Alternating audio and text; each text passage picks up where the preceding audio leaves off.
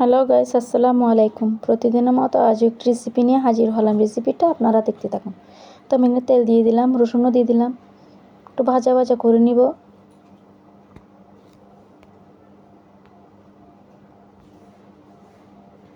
পেঁয়াজও দিয়ে দিলাম, হলুদ গুঁড়া, মশলার গুঁড়া, মরিচের গুঁড়া, লবণ সবগুলো দিয়ে দিলাম, নাড়াচাড়া করে নিব।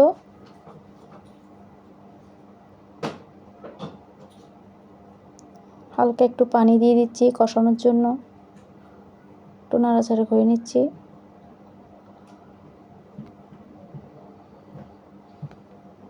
ঢাকা দিয়ে দিলাম, কষানো শেষ।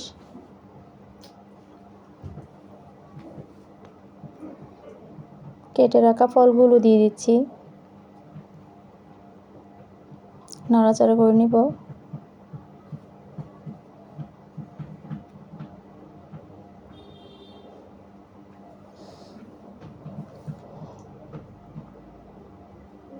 পানি দিয়ে দিচ্ছি, এটা ঝোল ঝোল হবে। ঢাকা দিয়ে দিলাম। আমার রান্না শেষ। রেসিপিটি ভালো লেগে থাকলে লাইক, কমেন্ট, শেয়ার করতে ভুলবেন না। আল্লাহ হাফেজ।